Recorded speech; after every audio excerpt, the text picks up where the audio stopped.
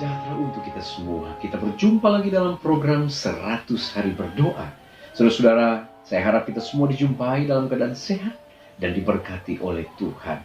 Saat ini, sebelum kita membawa doa-doa kita kepada Tuhan, mari kita ikuti firman Tuhan. Namun sebelumnya, mari kita satu di dalam doa. Bapa di sorga, terpujilah Engkau ya Allah. Kami rindu untuk datang kepadamu saat ini. Kami rindu untuk membawa doa-doa dan permohonan kami. Namun sebelumnya kami rindu untuk mendengarkan firman Tuhan. Berfirmanlah ya Allah, kami siap mendengar. Di dalam nama Yesus kami sudah berdoa. Amin. Pembahasan kita pada saat ini adalah The Promise of Wisdom atau janji kebijaksanaan. Saudaraku yang kekasih, arti dari kebijaksanaan kalau kita lihat dalam Kamus Besar Bahasa Indonesia adalah hikmat, kebijakan atau kearifan. Saudara-saudara, mari kita lihat di dalam firman Tuhan. Yakobus 1 ayat yang ke-5. Tetapi apabila di antara kamu ada yang kekurangan hikmat, hendaklah ia memintakannya kepada Allah yang memberikan kepada semua orang dengan murah hati dan dengan tidak membangkit-bangkit, maka hal itu akan diberikan kepadanya. Saudaraku yang kekasih, hikmat atau kebijaksanaan adalah sesuatu yang sangat penting dalam kehidupan kita.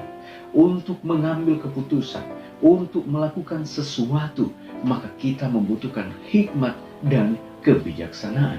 Kita lihat di dalam Prophets and Kings halaman 31. Allah yang kita sembah itu tidak memandang rupa orang. Ia yang mengaruniakan roh kebijaksanaan yang terampil kepada Salomo, rela membagikan berkat yang sama kepada umatnya pada masa kini. Bila seorang yang memikul tanggung jawab merindukan hikmat lebih daripada merindukan kekayaan, kuasa, dan kemasyhuran, ia tidak akan dikecewakan. Orang itu akan belajar dari sang guru besar, bukan saja apa yang diperbuat, tetapi bagaimana mengerjakannya di dalam cara yang akan mendapat persetujuan ilahi. Saudaraku yang kekasih, mengapa diangkat saat ini adalah Salomo? Kita tahu bersama di dalam Kitab 1 Raja-Raja pasalnya yang ketiga, ketika Allah melihat akan kesungguh-sungguhan dari Salomo untuk memimpin bangsa Israel pada saat itu, Allah berfirman, apa saja yang kamu akan minta maka aku akan berikan. Salomo pada saat itu, dia tidak meminta harta, dia tidak meminta kekayaan, dia tidak meminta umur panjang, tetapi justru yang dia minta kepada Tuhan adalah kiranya Allah berikan kepadanya hikmat untuk bisa membedakan mana yang benar dan mana yang tidak benar, mana yang baik dan mana yang tidak baik untuk memimpin bangsa Israel pada saat itu. Kita tahu ceritanya, ketika Salomo meminta hal tersebut, maka Allah memberikan hikmat dan kebijaksanaan kepadanya. Dan di dalam Alkitab mengatakan, tidak ada raja yang memiliki hikmat yang luar biasa sebelum dan sesudah Salomo. Bagaimana dengan saudara dan saya? Apabila kita meminta hikmat sesuai dengan firman Tuhan pada saat ini, Allah akan memberikan kepada kita dengan murah hati, dengan tidak membangkit-bangkit. Saudaraku yang kekasih, di dalam buku Para Nabi dan Raja, halaman 15 alinea yang ketiga. Pada zaman ini barang siapa yang menempati jabatan-jabatan yang dipercayakan, haruslah berusaha mempelajari pelajaran yang diajarkan oleh doa Salomo. Makin tinggi jabatan yang ditempati oleh seseorang, makin besarlah tanggung jawab yang harus dipikulnya, makin luaslah pengaruh yang digunakannya, dan makin besarlah keperluannya bergantung kepada Allah. Hendaklah senantiasa ia mengingat bahwa dengan adanya panggilan untuk bekerja, datanglah panggilan untuk berjalan dengan hati-hati di hadapan sesama manusia. Ia harus berdiri di hadapan Allah dalam sikap seorang pelajar. Jabatan tidak memberikan kesucian tabiat, adalah oleh menghormati Allah dan mentaati perintah-perintahnya yang sesungguhnya yang membuat seseorang menjadi besar.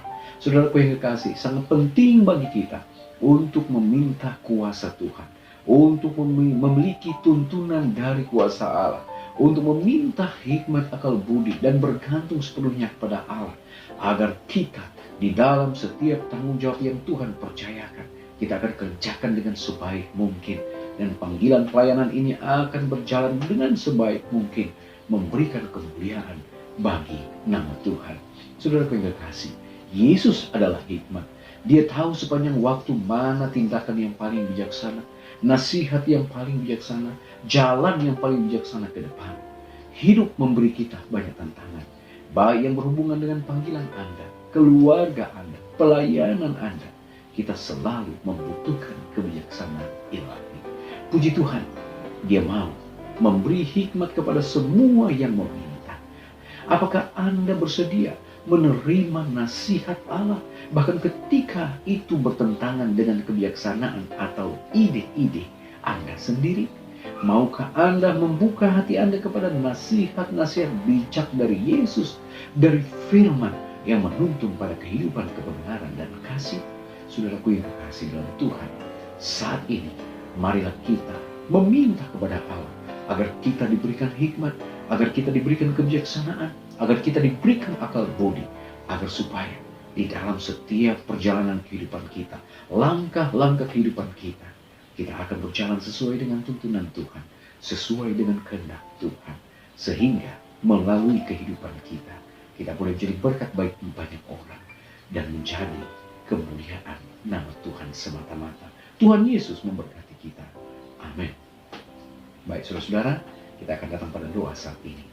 Kita akan berdoa agar kebijaksanaan ilahi dinyatakan kepada saudara dan saya ketika kita meluangkan waktu bersama dengan Allah.